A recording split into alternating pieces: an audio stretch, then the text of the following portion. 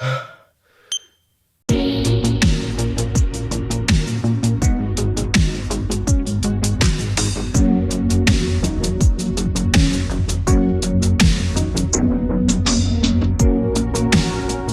break room at St. Helena Medical Center had seen better days, sometime around the Clinton administration.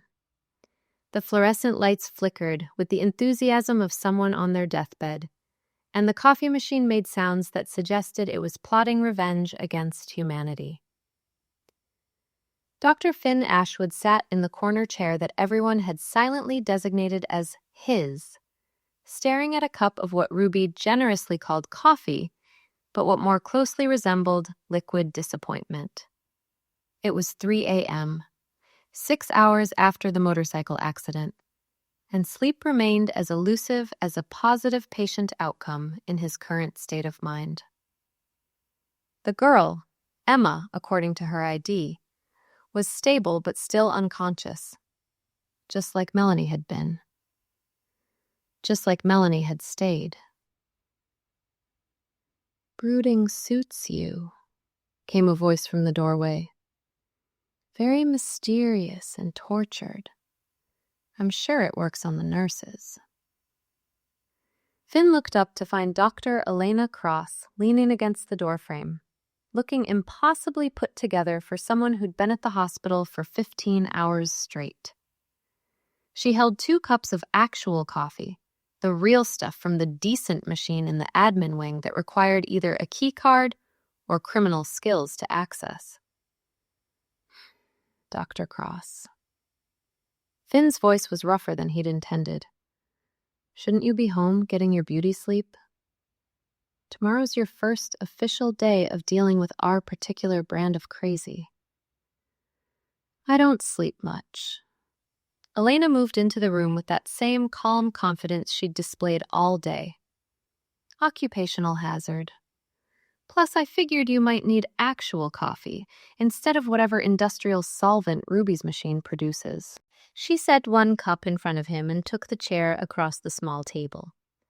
For a moment, they sat in companionable silence, 2 people who understood that sometimes the middle of the night was the only honest time of day. "The girl," Elena said finally. "Emma. She's going to be okay." "Is she?" Finn took a sip of the coffee and nearly groaned with relief. It was perfect. Strong, hot, and mercifully free of Ruby's creative additions. Define okay. "She's young, healthy, and her brain scans show more activity than we initially hoped. Dr. Wellington thinks she'll wake up within the week." "Jamie's an optimist." "Always has been." Finn's fingers tightened around the cup. "Sometimes optimism is just denial wearing a lab coat." Elena studied him with those perceptive eyes. "You want to talk about it?" "About what? The existential futility of modern medicine? The way this place slowly devours everyone who works here? The fact that our break room coffee could be classified as a controlled substance? About why a patient who looks like someone from your past sent you into a tailspin that you're still in 6 hours later?" Before Finn could respond, or more likely, deflect with another sarcastic comment, his pager buzzed urgently. "Emergency in the ICU." "Duty calls," Finn said, standing with obvious relief.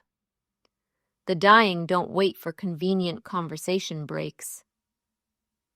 As they hurried toward the ICU, Elena fell into step beside him. "We'll finish this later." "No," Finn said firmly. "We really won't." The emergency had been a false alarm, a monitor malfunction that had sent everyone into panic mode over nothing. Finn found himself standing in the hallway with Helena, both of them slightly deflated by the anticlimactic ending. "Well," Elena said dryly, "that was exciting." Nothing like a good adrenaline rush followed by immediate disappointment. Welcome to hospital life, Finn replied. It's like being in an abusive relationship with your own cardiovascular system. Elena almost smiled at that. Very poetic. Do you write that down in a journal somewhere? Day 2190 of being emotionally traumatized by medical equipment. Day 2190 would imply I've been keeping track, Finn said. I prefer to let my liver do the counting. They walked back toward the elevator in comfortable silence, the hospital settling into its pre-dawn quiet. It was the strangest time in any medical facility. Too late for the day shift, too early for the morning rush, leaving only the night owls and the sleepless to keep watch.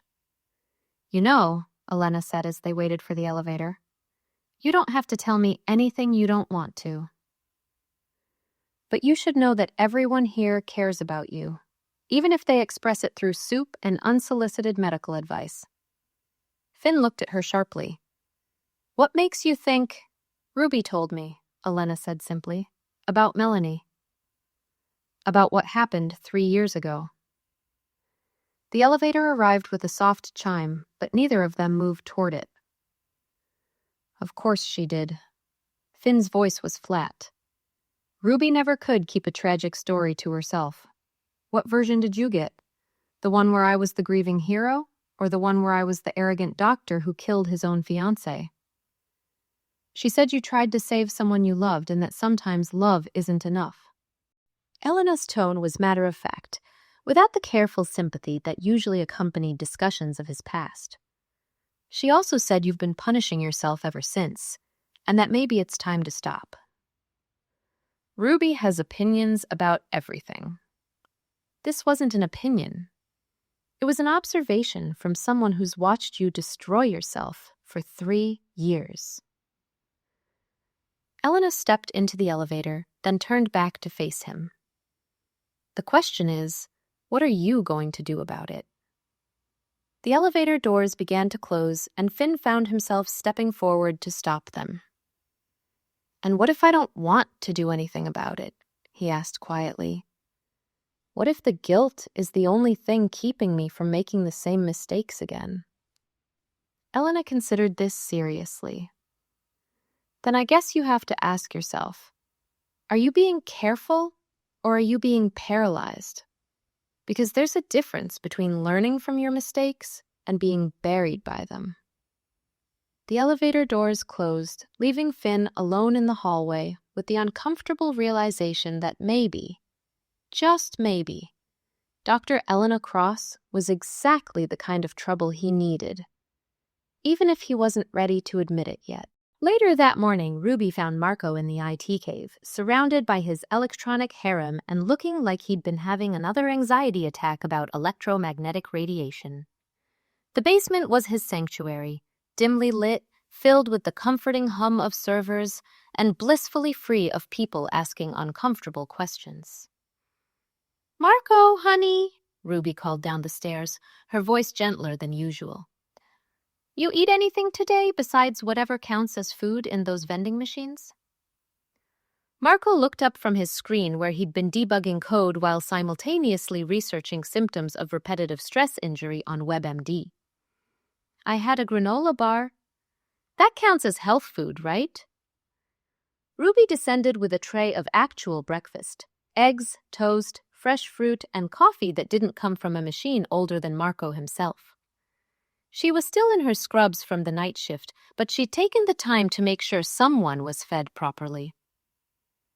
Rough night upstairs, she said, settling into the rickety chair Marco kept for her visits.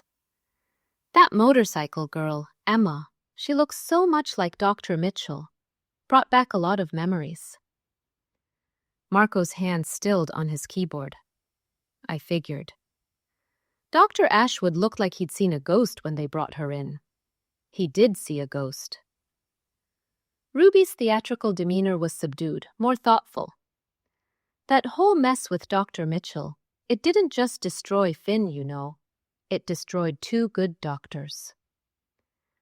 Marco glanced up from his breakfast, curiosity overriding his usual hypochondriac spirals. 2? Dr. Kevin Morrison, Ruby said quietly. Sweet kid. Maybe 2 years out of his neurosurgery residency. He was supposed to operate on Melanie, but Finn couldn't just sit in the waiting room like a normal worried fiancé. What do you mean? Ruby's expression darkened with the memory. Finn wasn't allowed to operate, hospital policy, can't work on family, but he stood right there in that OR gallery, watching, calling down suggestions. The poor kid was nervous enough operating on the chief's fiancée, and then he's got Finn Ashwood breathing down his neck, second-guessing every move. Marco's fingers had drifted to his pulse point, a nervous habit when stories got intense. What happened? Kevin wanted to do a more conservative approach, slower, safer, less risk. But Finn kept insisting on a more aggressive technique, kept saying Kevin was being too cautious, that he had more experience, that Melanie needed decisive action. Ruby shook her head. Finally wore the kid down, Kevin switched to Finn's approach mid-surgery. And? Massive hemorrhage, exactly what Kevin had been worried about. She died on the table. Ruby's voice was barely above a whisper. Kevin blamed himself. Finn blamed himself. Truth is, they were both responsible, but Kevin couldn't live with it. Marco had stopped eating entirely. What happened to Dr. Morrison? That's the thing. Ruby looked at Marco meaningfully. You're good at finding people online, aren't you? Ever wonder what happened to him after that? Marco's eyes widened with understanding. He turned back to his computer, fingers flying over the keyboard. You want me to look him up? Just curious, Ruby said innocently. Finn's never mentioned him since. Always wondered if Kevin managed to bounce back or if that night destroyed his career too. Marco pulled up the personnel database first, then opened several browser tabs. Dr. Kevin Morrison, neurosurgery resident, left St. Helena. His face grew pale as he scrolled through search results. Ruby. What? I found his LinkedIn and a local Portland newspaper article from last year. Marco's voice was tight with anxiety. He didn't just leave neurosurgery. He left medicine entirely, filed a formal complaint against Dr. Ashwood for unethical influence during a surgical procedure. But then he withdrew it 2 weeks later. Probably because Finn was grieving and everyone felt sorry for him, Ruby said grimly. There's more. Marco's hands were shaking slightly. Kevin Morrison is now... He works at a veterinary clinic in Portland as a technician, not even a veterinarian, a technician. The article was about him volunteering at an animal shelter, said he found peace working with animals after leaving human medicine. Ruby absorbed this information in silence. So Finn didn't just lose his fiancée. He destroyed another doctor's career in the process. Ruby, do you think knowing about guilt and trauma can cause psychosomatic symptoms? Because I'm feeling chest tightness and... Marco. Right. Sorry. He took a shaky breath. It's just... Dr. Ashwood carries around guilt for one person dying, but really, he should be carrying guilt for 2 lives destroyed. Question is, Ruby said slowly, does he know what happened to Kevin? Should we tell him? Ruby was quiet for a long moment, watching Marco fidget with his coffee cup. I've been at this hospital for 30 years, honey. Seen a lot of doctors come and go, seen a lot of heartbreak and healing. Some people need the whole truth to heal. Others need to be protected from it. Which one is Dr. Ashwood? That, Ruby said, standing and gathering the breakfast tray, is what Dr. Cross is here to figure out. After Ruby left, Marco sat alone with the glowing screens and the weight of what he'd discovered. Kevin Morrison, a promising young surgeon reduced to cleaning kennels because of one terrible night, and Finn's inability to let go of control. Marco stared at the Portland Animal Shelter website, where Kevin's photo smiled back at him from the volunteer page. Part of him wanted to reach out, to somehow apologize on Finn's behalf. But mostly, he just felt sick. He definitely needed to ask someone about these chest pains, Preferably not Finn. Meanwhile, in Emma's room, Finn stood at the foot of her bed, reading her chart for the 4th time in an hour. The numbers hadn't changed, stable vital signs, encouraging brain activity, all the medical markers pointing towards recovery. But numbers couldn't account for the way her face made his chest tighten, or how the steady beep of her heart monitor sounded exactly like Melanie's had in those final days. "Visiting hours don't start until 9, came Elena's voice from the doorway. Finn didn't turn around. "Dr. Privilege, we get to worry about patients at inappropriate hours." "Is that what you're doing? Worrying about a patient?" "What else would I be doing?" Elena moved to stand beside him, her gaze shifting between Emma's peaceful face and Finn's carefully controlled expression. "Punishing yourself. Reliving old trauma. Wondering if you could have done something differently 3 years ago." "You don't know what you're talking about." "I know more than you think." Elena's voice was quiet but firm. "I know that Melanie Mitchell died on your table during what should have been routine surgery to relieve brain swelling. I know that you blamed yourself for a complication that even the best neurosurgeon might not have prevented. And I know that you've been carrying that guilt ever since, convinced that your judgment killed the woman you loved." Finn finally turned to face her, his blue eyes blazing. "Ruby really did give you the full briefing, didn't she?" "Ruby cares about you, so does everyone else here. The only person who doesn't seem to care about Finn Ashwood is Finn Ashwood." "Maybe that's because I know him better than anyone else. Or maybe it's because you've spent 3 years seeing him through the lens of one terrible day instead of all the good ones that came before and after." They stood in silence for a moment, the only sound Emma's steady breathing and the soft beep of monitors. "She's not Melanie," Elena said finally. "I know that." "Do you?" "Because you're looking at her like she's a ghost instead of a patient who needs her doctor to be present and focused." Finn's jaw tightened. "I am focused. You're spiraling." "There's a difference." Elena's tone was matter-of-fact, clinical. "Emma's prognosis is good. Her brain scans show activity, her vitals are stable, and Dr. Wellington expects her to wake up within days. But she's not going to get the care she needs if her primary physician is too busy reliving his past trauma to see her clearly." "And what exactly are you suggesting, Dr. Cross?" "That maybe it's time to stop running from what happened and start dealing with it. Not for Melanie, she's gone. Not for Emma, she's going to recover with or without your guilt. For you." Elena moved toward the door, then paused. "The night shift told me you've been sleeping in your office more often than not. That's not grief, Finn. That's avoidance. And it's not helping anyone." After she left, Finn remained alone with Emma and his thoughts.